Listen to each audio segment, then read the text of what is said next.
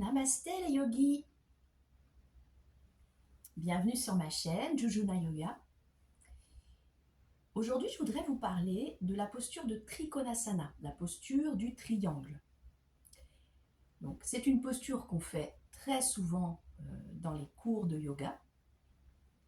C'est une posture d'étirement, je vais vous la montrer. Trikonasana, donc le corps prend la forme d'un triangle.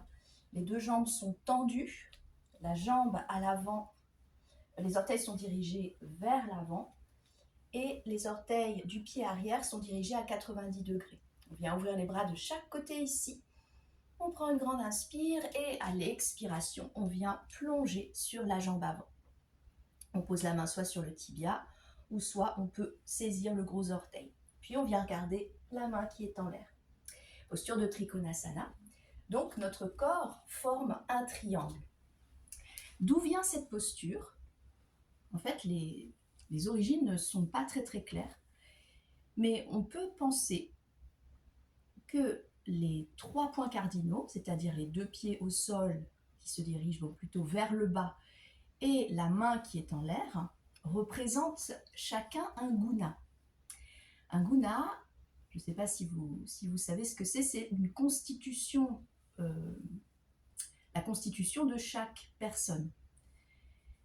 C'est-à-dire qu'il y en a trois. Il y a le côté rajastique, le guna rajas, qui lui est le guna de l'énergie, le guna de l'action. Les personnes rajastiques sont sans arrêt en action, toujours en train d'élaborer des plans, en train vraiment de activer leur cerveau, leur corps.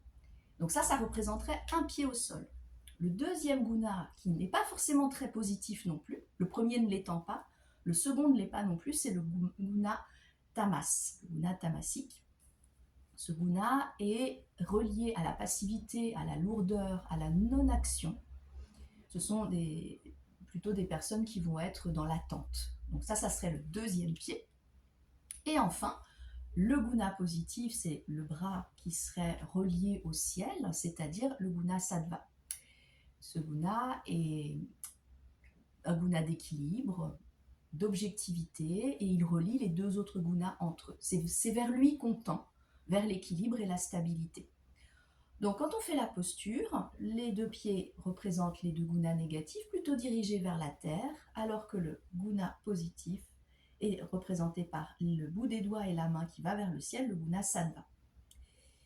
Donc, c'est ce qu'on recherche en tant que yogi, toujours trouver l'équilibre entre deux extrêmes, entre deux postures, l'équilibre aussi dans la posture, parce que c'est une posture qui va étirer tous les flancs, le flanc, mais également les jambes, qui va renforcer vos jambes, votre dos, qui va engager les abdominaux.